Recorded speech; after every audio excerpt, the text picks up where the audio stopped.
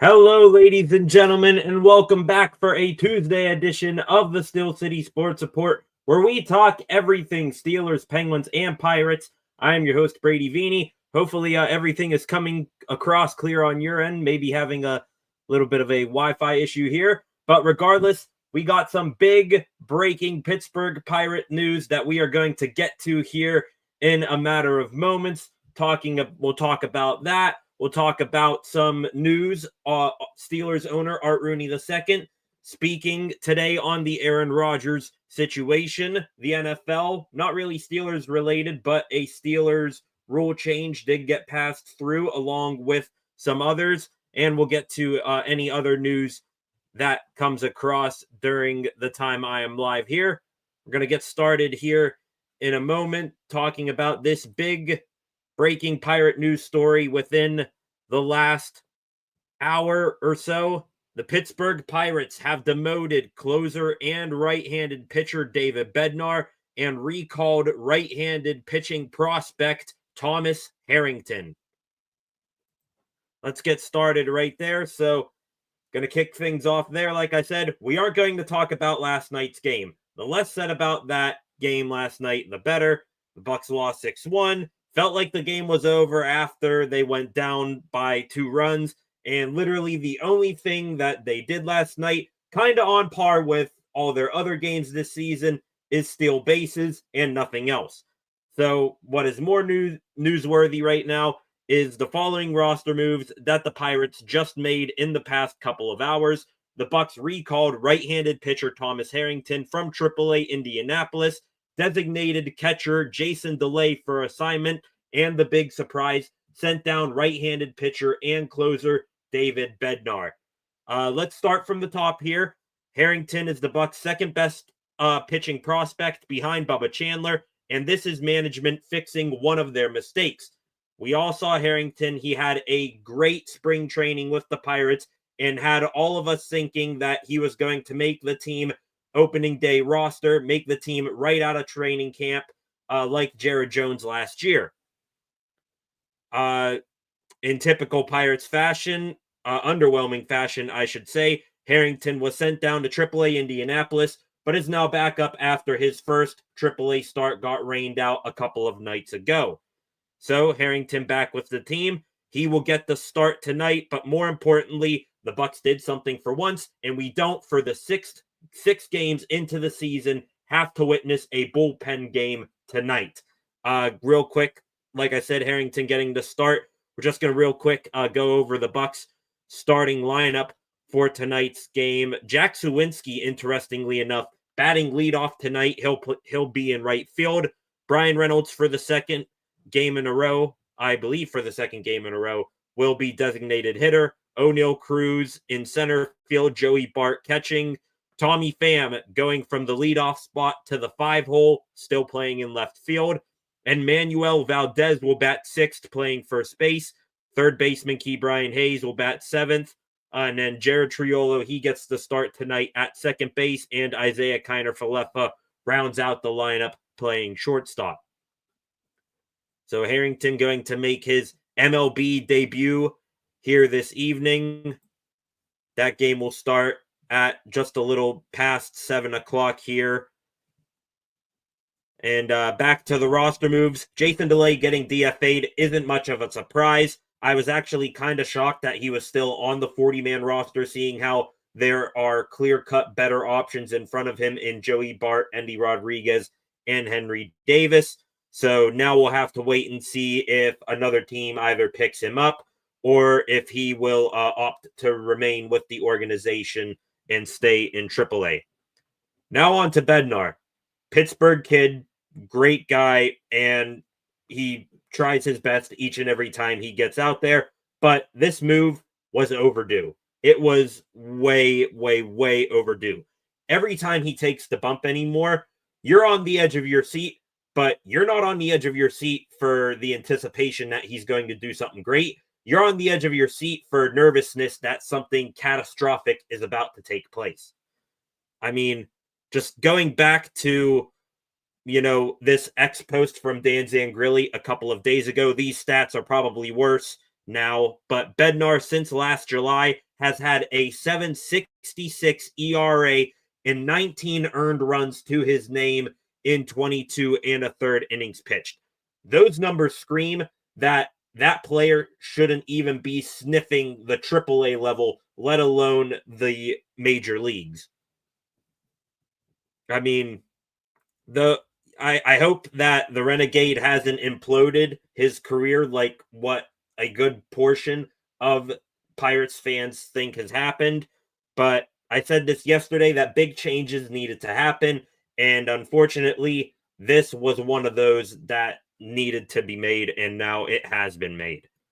I just hope now, let's hope he goes down there where there's no pressure, there's no big cameras in front of him, and that he can fix whatever's been going on with him and regain some confidence.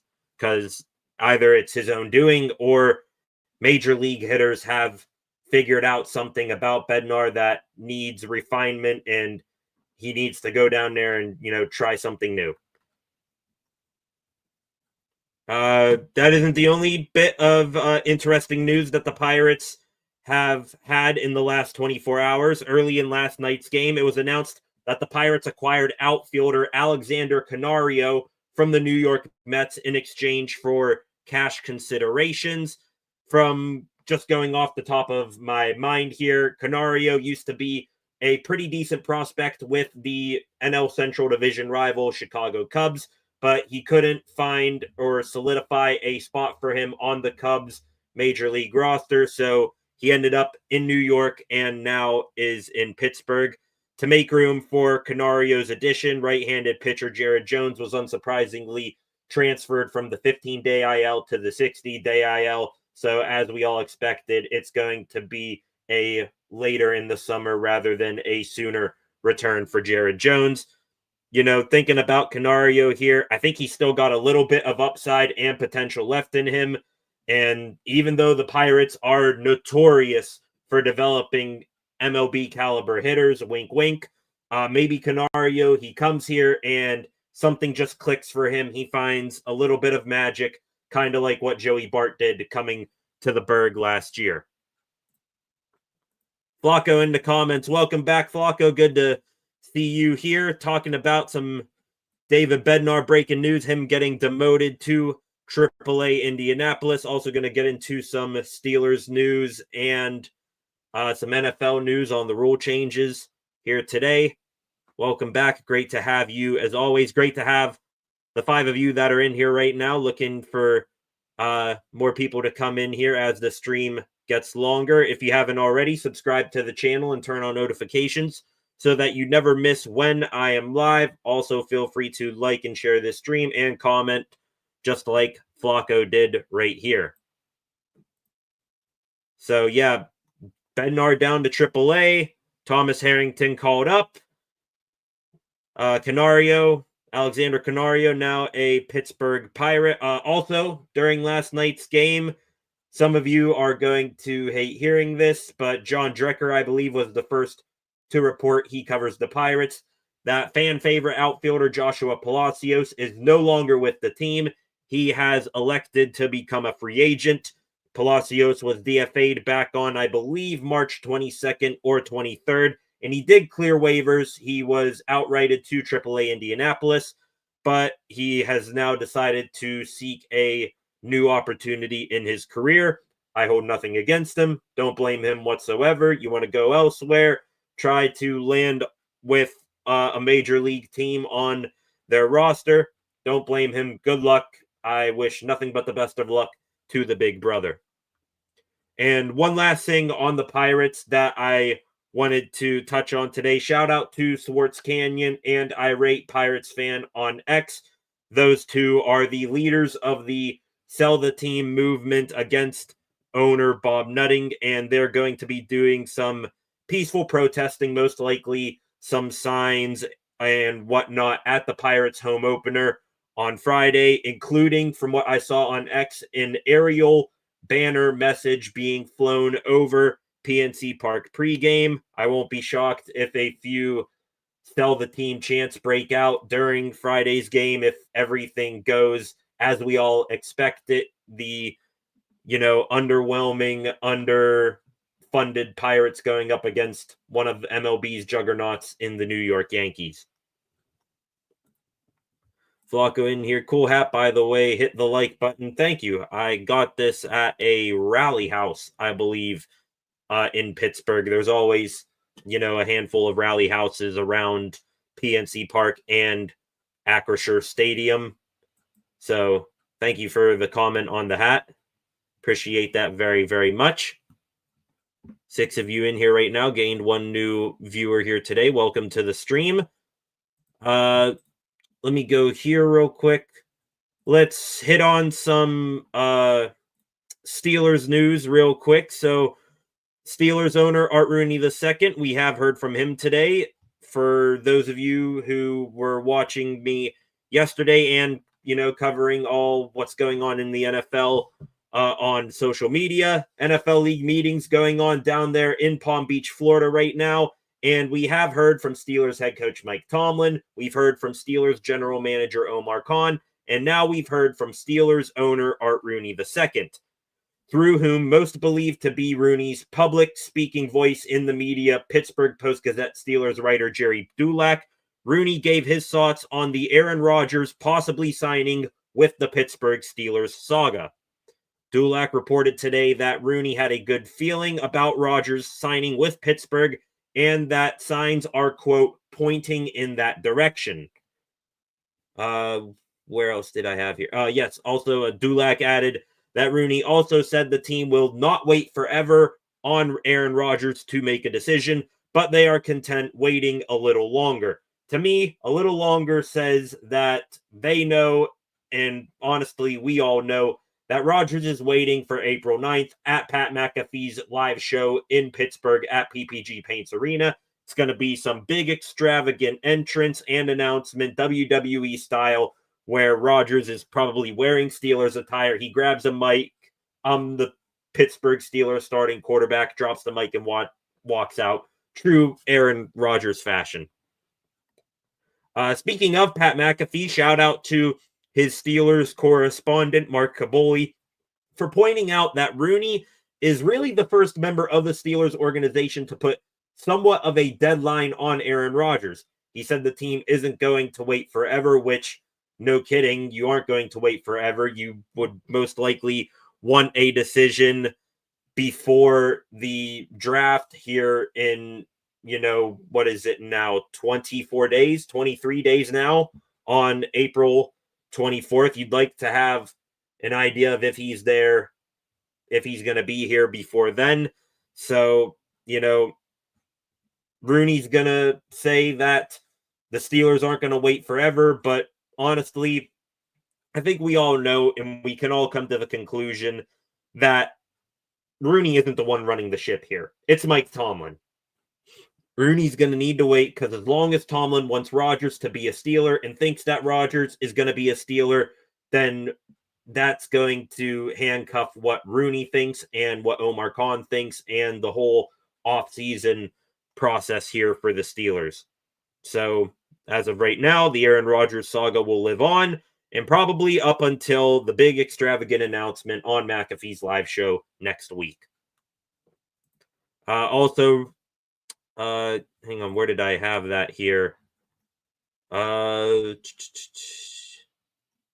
Speaking of Jerry Dulac, also from his article in the Post-Gazette here today, he says that the Steelers, that you can rule out the Steelers taking a quarterback in the first round. Dulac's exact writing here says, can't say definitively because I'm not in that draft room. You can roll out a QB in round 1. I won't say the same about a running back, even though I don't think that will be the case. So my sister's going to hate this, but to all of you hoping there was going to be, the Steelers drafting Jackson Dart in the first round, you can pretty much put that out the window. Running back, if Ashton Genty falls to you at 21, or if he even falls within the, the teens in the draft, you got to at least do your due diligence and try to trade up for him because he is that elite of a running back. I've also come on strong to the idea of Omarion Hampton possibly being a first-round pick. I think you're not necessarily sold on taking him at pick 21, but if he's there, maybe you trade back into like the later 20s and take him then, because he's also a very dynamic running back. So roll out Steelers taking a quarterback in round 1, and it sticks. That's the Steelers sticking to their long-term plan. You're going to sign Aaron Rodgers, keep him and Mason Rudolph, and maybe a mid-round quarterback, maybe like a Jalen Milroe, a Will Howard, Quinn Ewers, something like that. Take one of those guys in the middle rounds, stick with Rodgers for most of the year, and you use all the picks you've acquired from players signing elsewhere, those compensatory picks. You use those, trade up in next year's draft, and secure a legit franchise quarterback in, Arch Manning, Drew Aller from Penn State, Nico Iamaleava from Tennessee, maybe Garrett Nussmeier if he improves at LSU. So we'll have to wait till next year to take a real quarterback of consequence in the first round.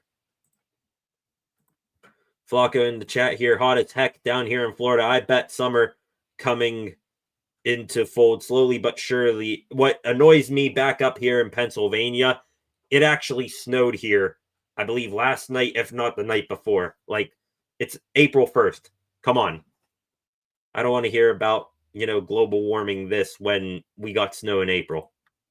I hope we get a WWE skit or an intro to the Steelers. That's what I'm saying. Like, it'd be absolutely hilarious. It's going to be live streamed on YouTube and X and I think a couple other platforms. But, like, I could see something like maybe, I have no idea what McAfee is going to do at this live show because this is his first time doing something like this. If maybe it's like how he signs off on his, daily show. Maybe it's like, have a good night, everyone. Be good people. And then it's like Undertaker music starts playing and Aaron Rodgers walks out wearing like a Steelers helmet or something.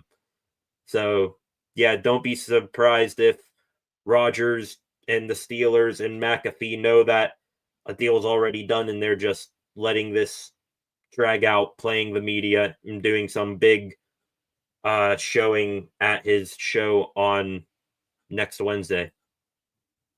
Loving the fact that Khan says there is room for 2 huge wide receivers makes me have hopes to keep Pickens. Yeah, he did say that. He said, kind of what I've been saying on here. You traded for DK Metcalf. That doesn't mean that you're trading George Pickens immediately. In this league, look at the teams with the high-powered offense. In Philadelphia, they just won the Super Bowl. They got 2 elite wide receivers in A.J. Brown and Devontae Smith. You hate, mentioning these guys, but Jamar Chase and T. Higgins in Cincinnati, they have the best offense in the NFL because they not only have an elite quarterback, but they have 2 great wide receivers. Trying to think of other places. Before they fell off a cliff, you look out in San Francisco back when they had Brandon Ayuk and Deebo Samuel. You need weapons in this league. The NFL is the most offensive-driven centric it's ever been. It's in Tyreek and Waddle. How did I miss that? And, I saw a mock draft that they're possibly thinking of going wide receiver in round 1 because Hill could be on his way out the door. You need weapons in this league. We are in an offensive-centric, offensive-friendly era in the NFL, and you need 2 wide receivers. You keep Pickens, probably going to keep him this year. If I had to guess, I'm probably going 80-20. He's gone to compare to him getting a second contract here in Pittsburgh. That 20% is the very slim chances that he balls out and he's a good teammate. Off-field distractions and temper tantrums, are, done with him, and he doesn't show up late to games anymore. And he really just plays his ass off, and he gets a contract similar to Deebo. I'm all for paying a paying another wide receiver, paying those two guys, especially if you're going to draft a franchise quarterback next year and have him on a rookie contract for 4 years at least. So yeah, excited to see that what those two monsters on the outside. And honestly, if the Steelers do go wide receiver in the draft, I don't think it's as early, day 1, day 2 priority as what it was before they traded for Metcalf. But I just did a mock draft yesterday, and I took wide receiver Trey Harris from Ole Miss in round 3. Dude is 6'3", 235 pounds, and he's going to, I took him as a replacement to Pickens next year. So if the Steelers take a wide receiver in this draft, then it's going to be, I think, along those lines, a bigger guy like Pickens, like Metcalf, and then you have two smaller guys in Roman Wilson and Calvin Austin in the slot. I hope the talk of Ocho Cinco had with Pickens helps this year. I did hear that a couple months ago, Ocho Cinco saying, don't worry about Pickens. He's all straight away now. Not going to trust Chad. We now know that he's pretty delusional, thinking, you don't need to know much more about him being delusional than him thinking that he can beat up James Harrison in an MMA fight. So not going to take Ocho Cinco too much, not going to hold him too much to his word there. Be an awfully big step for Pickens to take to go from what we saw last year to being a model teammate and producer on the field. Hulk versus a toothpick. Yeah, that's I covered this back when, it was first reported that they were going to have an MMA fight before the Super Bowl, and it got called off. No kidding, because Chad would freaking get destroyed. Like, there's a reason, Chad, I know, like, you used to be a formidable receiver in the league, and I'm sure you got some movement to you, but James Harrison, he's nicknamed Devo in Silverback for a reason. He's an absolute machine. You may be able to, juke him and outmove him there for a minute, but once he gets a hold of you, it's over. He's going to snap you like a twig, choke you out in an instant.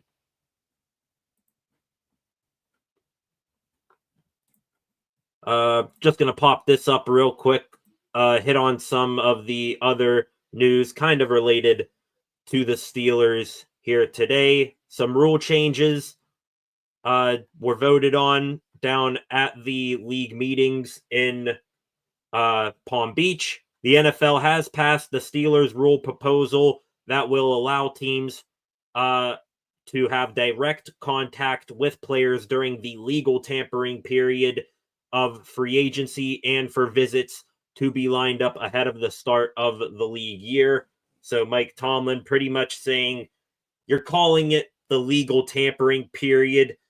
And when you call it the legal tampering period, that means there's illegal tampering going on. So why not just, make this thing official and just allow teams to have full access to contact players directly instead of going through solely their agent and other back channels. Some other rule changes to go down today. It has become official that the NFL announced that Sony's Hawkeye technology will be used next season to electronically measure first downs. So the line on your TV screens when you're watching football games will be the actual, electronic tracked line to gain in the stadium. The chain crew, the chain gang, will still be on the sidelines as a backup, but this is, something that needed to happen in the NFL for a while ago. You're seeing all of these other electronic metric developments and stat tracking in other sports, baseball being the big one. So it's about damn time that the NFL got up to date and are using the technology that they clearly have access to. Another rule change, the NFL is now moving the ball up to the 35-yard line on touchbacks. So last year, we went through the whole rigmarole of a new, kickoff with guys lined up at the 30 and 40-yard lines, and touchbacks will come out to the 30. Now they're adding it up. Now they are increasing touchbacks up to the 35 now, trying to get more kickoffs to be fielded. So be interesting to see how that goes. And the big one, the push-tush, or the tush-push, ladies and gentlemen, that seemingly only the Philadelphia Eagles can run. That was tabled this morning, so it will be discussed at the next league meeting in May. They did not vote on it. You got a handful of people for it, handful of people against it being banned. They didn't make a decision on it, so it will stay alive for now, at least up until May, when it will be voted on again. Flacco in the comments. I'm a Miami boy, same place as Chad, same place Chad's from, so I root for the guy, but reality is reality. Yeah, I mean, I'm not calling Chad a bad dude here. I'm just calling it stupid if you want to go into a guy who can like bench press 1,000 pounds. Like, Debo is a living, breathing tank. Wouldn't want to mess with him. How do you feel about Quinshon Judkins? Quinshon Judkins, like, getting ready for my big stream that I'm going to do for the draft here later this month. I've started to go through my prospects list and, learn more and more about each individual draft prospect and order them by position. As of right now, I'm almost done combing through all of the running back prospects I like. But if I had to go, having not ranked them yet, if I had to go off the top of my head, Ashton Genty 1, space, Omarion Hampton 2, smaller space, Quinshon Judkins. He's my number 3 wide receiver, or running back right now. Excuse me real quick. Let me pull up that chart that I have right here. The more and more I dug in to Quinshon Judkins, his stats, his tape, all that, I've liked what I've seen from him. And really, you didn't see him in a premier bell cow back role because he was also sharing the backfield with Treveon Henderson there. But yeah, Judkins, pretty much 6 foot, 220 pounds, ran an impressive 4.48 at 221 pounds. Dude can also jump, had almost a 40-inch vertical and an 11-foot even broad jump. And yeah, 194 carries, over 1,000 yards, 14 rushing touchdowns, also had 2 receiving touchdowns, which I believe one of those was in the national championship against Notre Dame. But what really gets me here is his accolades and his player comparisons. Pretty much had a 3-year career, spent the first 2 at Mississippi and then the last one at Ohio State. 2022 was a freshman All-American, SEC Freshman of the Year, made the All-Freshman team for the SEC. Also won the Sean Alexander Freshman of the Year award. Excuse me, no, he was a finalist for that award. So when you're in consideration for a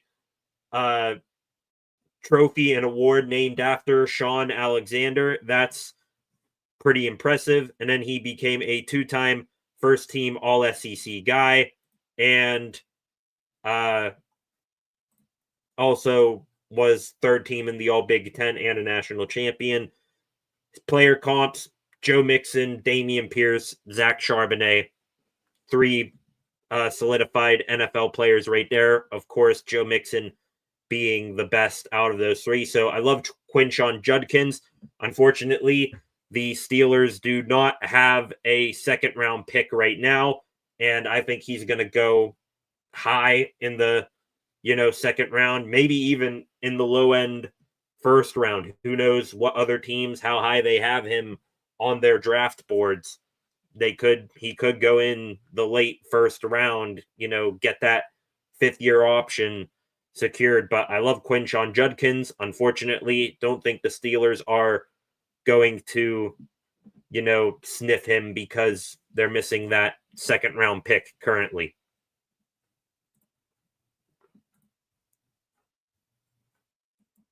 Great shorter field. I'm kind of sad. Yeah, talking about the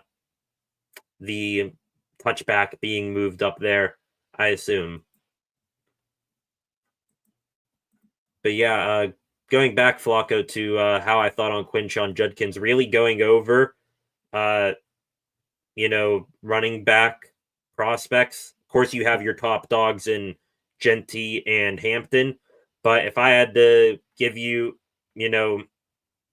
kind of a idea as to who's rising and who's falling on my running backs board, Quinshon Judkins is a riser.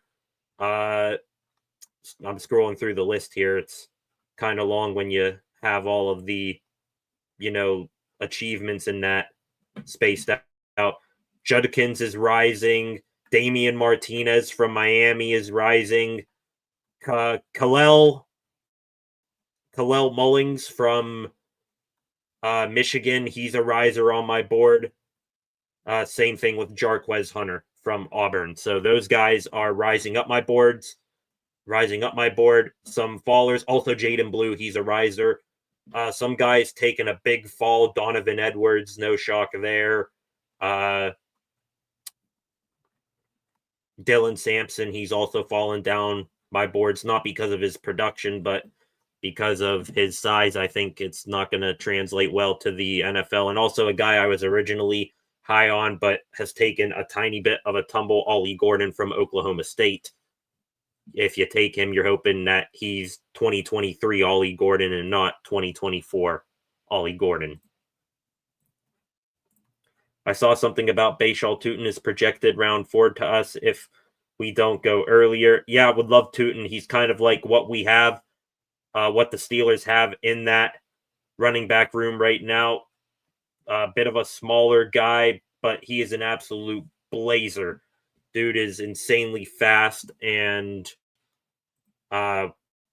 just depends if you want a guy like Jaylen Warren and Kenneth Gainwell, who you already have in that room, or if you want to go and have somebody who's a change of pace guy. Also, Tootin can be put out there on special teams, kick returner, punt returner, if you want to take Calvin Austin and or Jaylen Warren out of their current returner roles.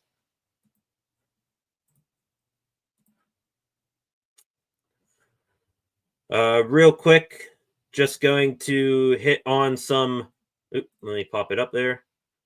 Real quick, just going to hit on some Pittsburgh Penguins news. Not much word with the main club today. This is all pretty much AHL news. Emil Bemstrom, he's a forward, been with the Penguins for a couple of weeks now, mainly in a bottom 6 role, hasn't really stood out with the NHL team. He was put on waivers yesterday. He cleared those waivers today, so he's going back down to the Wilkes-Barre Baby Pens in their push for the Calder Cup, the championship down there in the AHL. Tony Androkidis, I probably pronounced his last name. He's an AHL reporter, covers the Wilkes-Barre Penguins. Pens did make a signing. They've signed forward Nolan Renwick to an amateur tryout. He is a University of Maine forward. Of course, the college hockey season wrapping up there in the Final Four there. So Nolan Renwick from Maine, he signs an AHL amateur tryout contract with the Baby Pens. He'll join the team there. 24 years old, had 24 points in 38 games. Right-handed winger, 6'3", 212. So he's got some great size to him. Also, Androkidis posted 4 hours ago, kind of a ominous tweet, didn't refer to who this is, said that he had planned to talk to a player, a forward more specifically, on the Baby Pens when he was walking into the rink today, but plans changed and that player was pulled from practice and appears to be getting called up to the Pens in advance of the Penguins 3-game road trip later this week. So no idea who that forward is. Excuse me. No idea who that AHL Wilkes-Barre Penguins forward is. You already saw Rucker McGroarty and Ville Koivunen get called up earlier this week. Last week, I should say. They played on Sunday, so got to wonder who it is. Maybe it's I'm just going off of, names off the top of my head here. Maybe it's Vasily Ponomarev getting another shot in the NHL. Maybe it's Tristan Brose or, someone else that we're not, necessarily privy to. Avery Hayes, he's a high riser down there in the AHL, just recently signed his entry-level NHL contract. So a young player coming up to the Pens as they enter the final home stretch of their disappointing season, but the Baby Pens still chugging along down there in the AHL as one of the best minor league teams.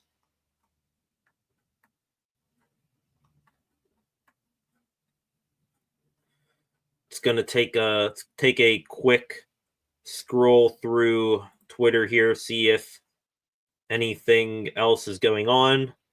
Pittsburgh Pirates just posted a video of Thomas Harrington's jersey and the debut patch getting put on there. So, yippee, we get to hunt for that in some Topps card pack here in the future.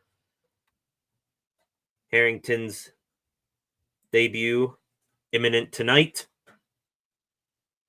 Derek Shelton talking about Bednar getting sent down to AAA, quote, "We've got to get him right. He's going to be a big part of our bullpen. Right now, it's about making sure that we get David Bednar back to status he was before." Absolutely. I mean, last year with Bednar, you thought it was a health thing. He didn't pitch at all in spring training, I believe, because he was dealing with an injury. And then throughout the season, he was just getting hit hard and demolished night in, night out on that mound. Now this year, you'd like to think that he's back to full health and that, this is something that can be fixed and it's not just him completely falling off the map. Matt Williamson, former NFL scout, works for the Steelers and DK Pittsburgh Sports, just posted his new mock draft. He's one of my favorite guys to listen and learn from when it comes to prospects in the draft. He just did another mock draft for him. He has the Steelers trading out of the first round back to pick 36 in the second round. First pick being Alfred Collins, defensive tackle from Texas. Not really sold on Alfred Collins being that early of a pick. I like him as, maybe a third or fourth round guy, but not that early. But he had the Steelers trading back, getting a third round pick next year, two third round picks this year, excuse me. So he has the Steelers taking Alfred Collins at 36, Jalen Milroe at pick 70. Would like to add Milroe, possibly as a low risk, high reward franchise QB pick. Jordan Phillips, defensive tackle from Maryland at pick 83. Charles Grant, see him mocked to the Steelers a bunch. Third round pick, 88th overall. Tackle from William and Mary, going to be your Steelers swing tackle. Bashal Tutin, like you just said, Flacco, is the Steelers' fourth round pick in Williamson's mock. Guard Dylan Fairchild in the sixth round, and wide receiver who I really like as a late day three pick Will Shepherd, wide receiver from Colorado. I really like Shepherd off of my first initial look at him, so wouldn't mind picking him up in the 7th.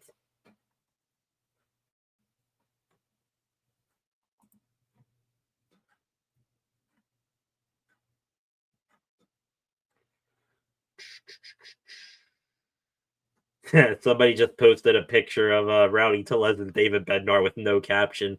That's absolutely hilarious. Back to the comments here. Flacco, tough to be a Penguins fan this year. We have to root for Tampa Bay since I live here now. Oh, hey, at least you get to root for former fan favorite Penguin and Jake Gensel. I hope Gensel continues success in his career. Really, at the end of his Penguins tenure, even well before we traded him, we knew it was going to be tough to keep him here, and especially Gensel's career, it's going one direction, and the Penguins as a whole was going another. And to rebuild, you sometimes got to sell off one of your better assets. Gensel was definitely one of them, and we sent him to Carolina, and he ended up being a rental there. And in return, we got a 2nd-round pick. We got Michael Bunting at the time. He's turned into Tommy Novak, and we got who I'm sold on as being one of the big pieces of the Penguins' future in forward Ville Koivunen. So, looking back at the Gensel trade today, I'm all right with it.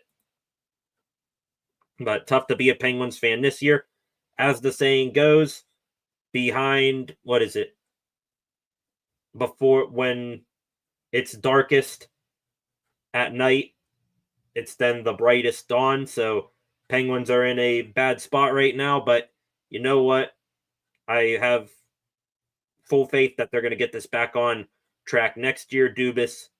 General manager Kyle Dubas said that the Penguins will pivot towards asset acquisitions instead of asset sales this offseason. So some big moves, bringing in guys to give Crosby and Malkin and Letang one or a couple more kicks at the can will begin this offseason. Haven't heard too much about Will Shepherd. I mainly get my my interest in him from watching the Big 12 Pro Day a couple of days ago. Let me see what little I have on him here. Will Shepherd. Yeah, Shepherd.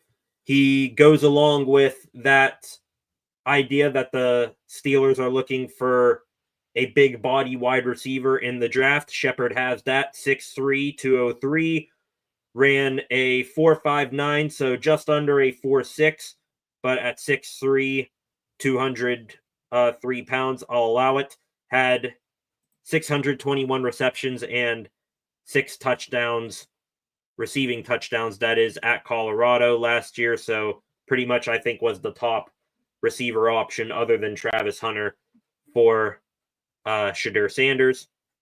And honestly, I think it's going to be proven when Shedeur gets taken in the draft that he was carried by the talents of Hunter and, to a well lesser extent, Shepherd. But I like Shepherd. Like I said, after I'm almost done running through all of the running back prospects that I like, and then I'm going to work on wide receivers. But Will Shepherd, he'll definitely be on my list as a favorite of mine for the Steelers to take on day 3 of the draft.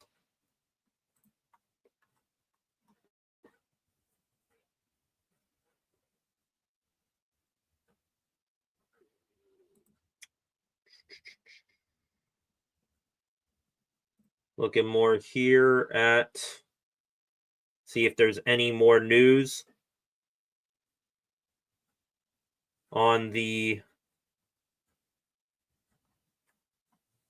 Penguins, Pirates, or Steelers. Not really seeing anything.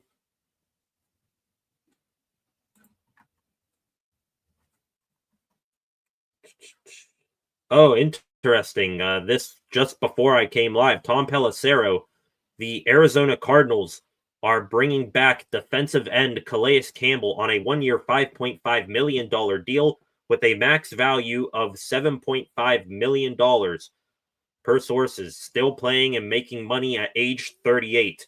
Now, I know here that the Steelers are trying to get younger on the defensive line. That's the whole, principle and mindset of this draft, hoping that you get a Kenneth Grant or Walter Nolan, Derek Harmon in the first round this year. But Campbell is a guy who's clearly figured out to defy time and age and still produce in the NFL. And at that cheap of a contract, 1 year, $5.5 million, I'm a little disappointed that the Steelers didn't, bring him in.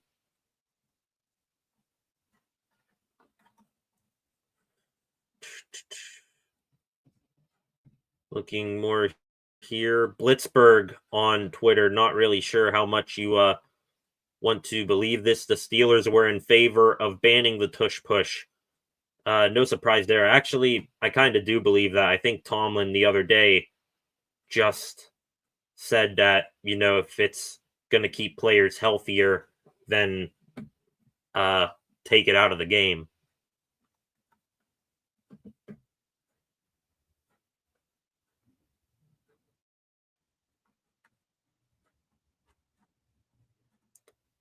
Looking more here.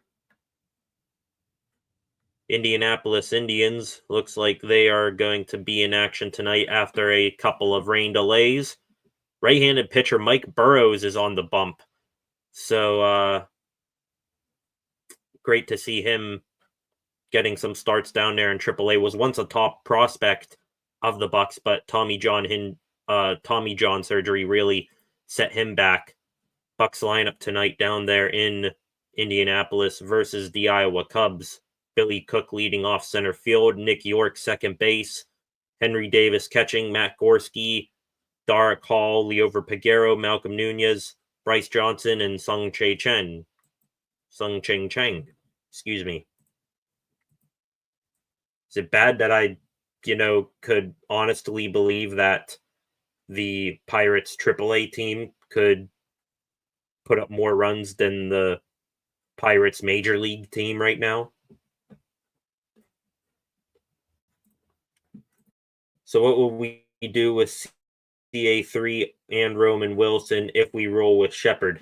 Honestly, I think CA3 and Roman Wilson. First off, Calvin Austin, he is your starting slot right now. I believe, just hearing from reports and rumors of Roman Wilson last season, of course, he had the injury that had him missed most of the year, but from a big rumor is that he really struggled picking up the playbook and, understanding what he was doing. So he's got a lot to prove, I think, to Mike Tomlin before he even sniffs the field on offense, does Roman Wilson. So he's kind of back up to Calvin Austin right now. As for Will Shepard, I mean, you need a wide receiver 5 and 6. I'd like to think Ben Skoranek is going to make the team again for special teams purposes, but if you can also have Will Shepard there as your 5 or 6, he can go out there, probably make a couple plays, and I'm sure Danny Smith, one of the best special teams coordinators in the league, he could coach that kid up to be a good special teamer. I'd rather go young, D-line, experienced O-line, but that's me. Yeah, I mean, complete and total polar opposites there, your offensive line and defensive line. Besides Isaac Seumalo, you're going to have a third-year guy this upcoming season in Broderick Jones, which would technically, I mean, if you think about it, be his first year because he's finally going to be back at left tackle, his natural position. And then from the center to the right, you're looking at guys who will be playing their second year in the NFL. Zach Frazier, Mason McCormick, and Troy Fa'utanu, who's coming off injury. But yeah, from your center to your right tackle, you got guys who are going to be in their second year in the league and who have at some point dealt with injuries last year. Not a good look there. If the Steelers go offensive line in the draft, Now, I know they're not going to take one super, super early. You're probably looking at the earliest third round, fourth round for a swing tackle. But a guy who's probably going to be near the top of my list is Wyatt Millum from West Virginia. Played both tackle and guard in college. I think he could be your swing tackle. And if things pan out for him, best case scenario, he's your replacement for Isaac Seumalo if Seumalo becomes a free agent and goes elsewhere after this upcoming season. And he already has that built-in chemistry with Zach Frazier, a fellow West Virginia Mountaineer. So Wyatt Millum going to be near the top of my list, most likely for offensive linemen for the Steelers to draft. As for D-line, like I said, you're probably taking one. You're definitely, I think, taking defensive tackle unless somebody phenomenal is there in the first round. And you're probably taking two, one at the top of the draft and one near the, late middle to the bottom of the draft. I feel bad for all the Broderick Jones hate. Dude's been playing with a bad elbow for a full year and not his natural side. Yeah, definitely. This is a make or break year for Broderick Jones. Don't get me wrong, but definitely did have things working against him. He's been, on record saying I much prefer left tackle. I can play right, but I want to be a left tackle in the league. And, this will really be his first time in 2 years playing left tackle. And even going back to when he was coming out of the draft in college, I think he only made 22 starts at left tackle. So very inexperienced at left tackle coming out of college. And they didn't give him much experience in the NFL thus far. So you're really taking a big risk with him being your blindside tackle, especially if you do sign Aaron Rodgers.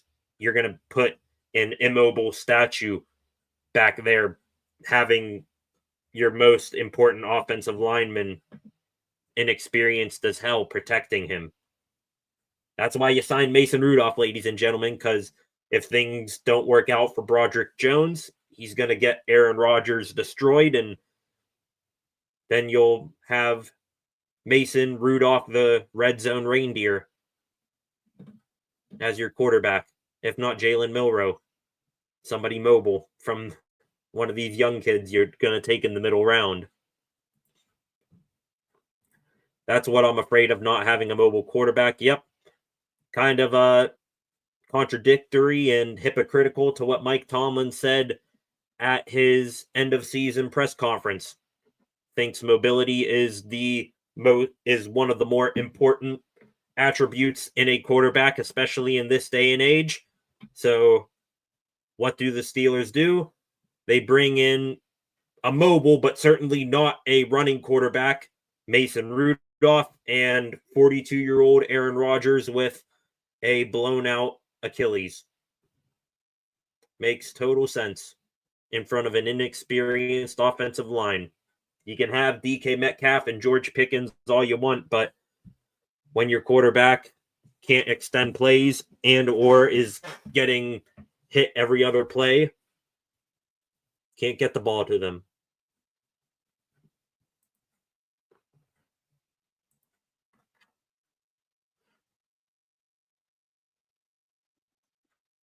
Do some more looks here.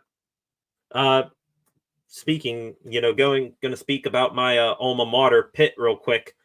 They've been all day posting pictures and photos of their old navy blue and sort of, I guess you want to call it tan gold, their old school uniforms. And again, it is April 1st, April Fools. I don't want to believe them, but they've been posting it an awful lot, making it seem real. So, I don't know. Haven't actually, for April Fools, haven't actually seen that many April Fools posts on X.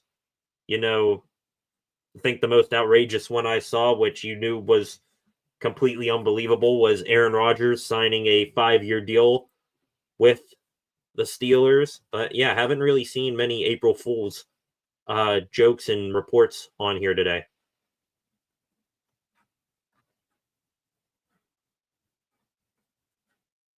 Yeah, see, there it is again. Pitt. Some of you forgot what a day it was. And as always, hail to Pitt.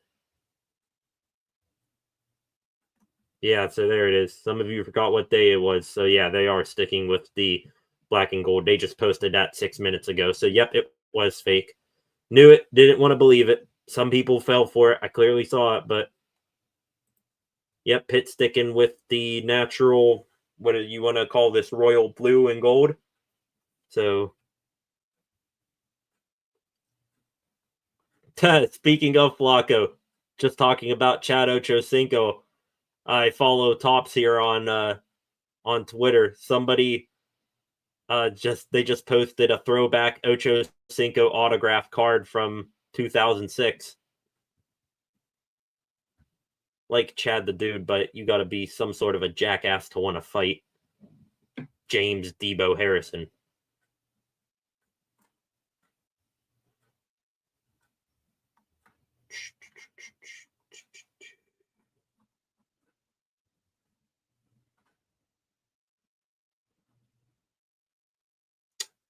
Okay.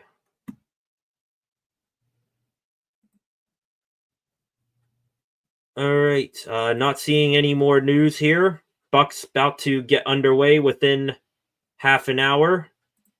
Real quick, Flacco, off topic, but what's that new WWE training show? I heard NXT is now its own Raw kind of show. Yeah, NXT's been that way as its sort of own show for a while now. I think you're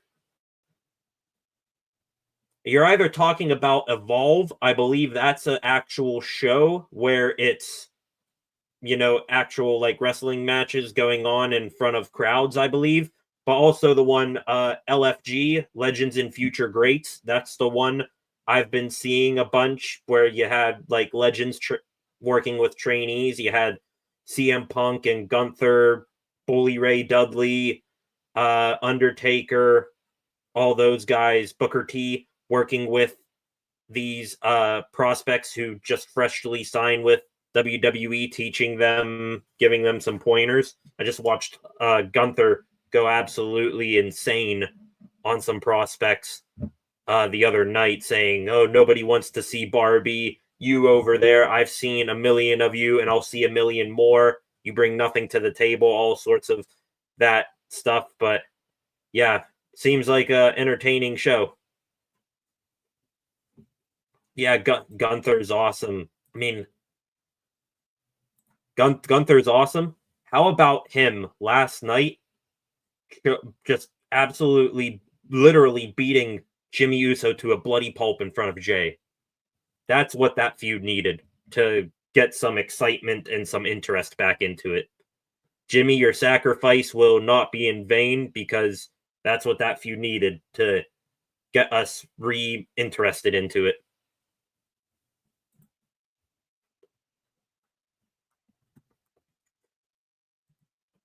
Okay. Yeah, not seeing any news.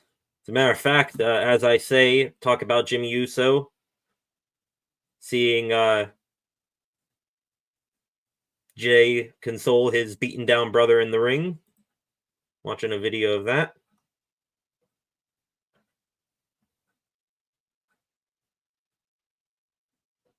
I'm loving that. I'm not a huge Uso guy. Yeah, I mean, I understand where Gunther's coming from, saying Jay's too like kitty doing this yeet stuff every other thing. Even though I'm a sneaker collector, yeah, they do like to wear their sneakers. Finn Balor's really become a big guy like that, wearing awesome shoes to the ring. Trying to think of who else. Of course, you had Cena, but he's Punk when he's not in his gear. Big Nike guys, but yeah. All right. Been on for a little over an hour now. Thank you guys for dealing with this grainy video I've been having up in my corner here, my Wi-Fi cutting in and out with you know connection and quality. So I appreciate you sticking with me through that. Roman Reigns, Seth Rollins. Yeah, they also have a great shoe game too. Seth just flamboyant outfits day in, day out. But thank you for dealing with me through all of this quality issues, and thank you for joining me here tonight. Join me back here around this same time tomorrow evening. Like and share the stream. Comment either now in the live chat, keep commenting if you want to, or when this stream goes off the air. Subscribe to the channel and turn on notifications so that you know when I am live again. Appreciate you guys very, very much for joining me. Let's go Bucs. Hopefully Thomas Harrington impresses and has a good debut. Gonna need to be damn near perfect if the Bucs are gonna have any chance of getting a win. Expecting more of the same, where the bats fall flat when runners reach scoring position, and when everyone in the bullpen, except now for only Colin Holderman, pitch well. So thank you very much. Appreciate you all. Like, share, comment, subscribe to the channel, turn on notifications, and I will see you guys back here tomorrow evening. Peace. Have a good night. Let's go Bucs.